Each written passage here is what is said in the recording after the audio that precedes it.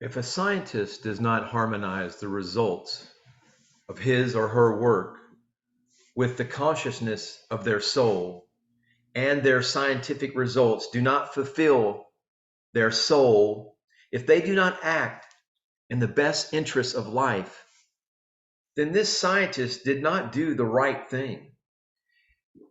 Conversely, if a religious person does not manifest the consciousness of his or her soul, their relationship to the divine, to the source of all that is, through constructive endeavor and creativity in the outer physical world, they are not truly religious. They are not truly acting on the religious impulse. If they are keeping their connection, the treasures, the gold that they have created of the philosopher's stone, of the perfected personality, of the Christ consciousness, it must be shared with the world. A scientist must be religious, and a religious man must act like a scientist. Both are on the search for answers about reality. Both are on their way back to their lost divine essence, or rather the connection to that divine essence. That is all that has been lost, is the connection. Not the divine essence, that has always been there. It is the connection to that divine essence that has been lost. A religious person, a religious man attempts to achieve their return through temples and religion. And a scientist tries to do the same through science. Neither will reconnect with their essence outwards, but by becoming better acquainted with reality itself here and now, they will both find divine reality in the laws of nature. Divine reality has never been missing. They just became unconscious of it. We have lost our connection to divine reality. All we need is an awakening. Oblivion is always manifested by projecting both the problem and the solution outwards. Awakening always happens by recognizing both the problem and the solution within. By changing oneself, knowing oneself, connecting to oneself, that divine aspect of oneself. Someone who is on a quest for the answer is quiet, they are attentive, and they are open to all options because they expect their answer to come from everywhere. When you are connected with your universal cosmic Christ consciousness, all of reality is your teacher, can be your teacher. A real scientist has a constantly open mind to all possibilities.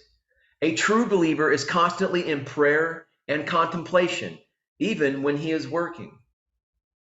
The person who thinks he has found the answer to the reality of existence becomes destructive. They become gaslighting Jesus cult freaks who tell you that if you don't worship Jesus, if you don't worship some entity outside of you, then you're going to hell. They become destructive, these people. They're all on my channel leaving comments now, and you can see their hateful destructiveness.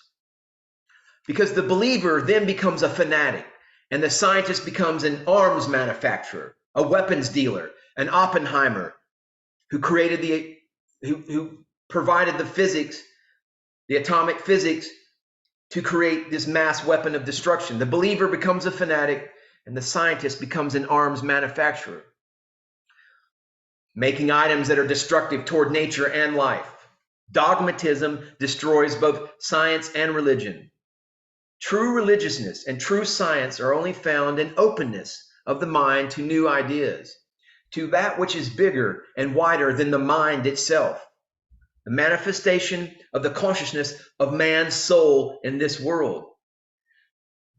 True spirituality, a true religious person, is neither a state nor a belief, but a process. This process begins with man's immature and childish expectation of a magician in the sky that solves all problems and ends in an adult and competent approach to life. Someone who creates everything he needs.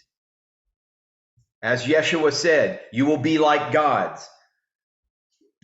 When you're connected to your source, divine aspect of who you truly are, the light quotient that is within you, then religion becomes a process of growing and harmonizing with reality.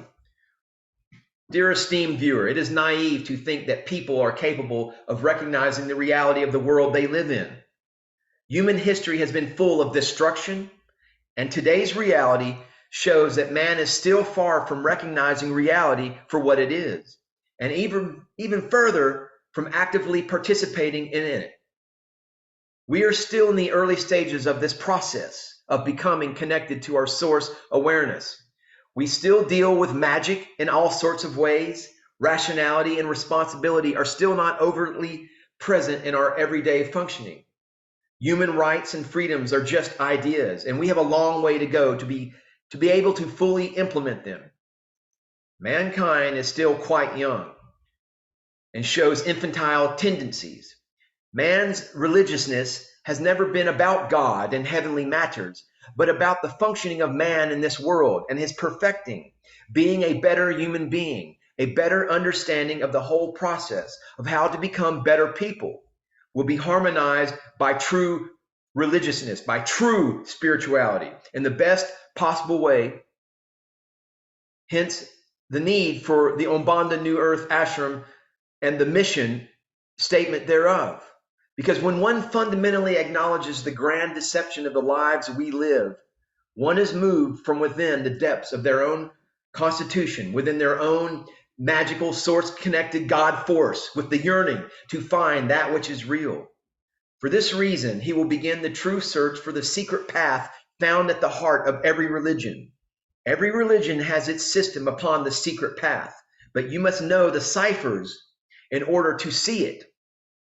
The ciphers that form the basic keys of religion have been completely hidden from the uninitiated until now, this age of Aquarius, this age of knowing, because ignorance is darkness and consciousness is light. When the light shines in the darkness does not understand it. However, with the right effort, with the right religiousness, with the right spirituality, with the right spiritual technology, one can make their own light and extinguish ignorance for good. Please hit the subscribe button, leave this video a thumbs up, as it helps to spread the message and extinguish ignorance for good. Namaste. Namaskaram.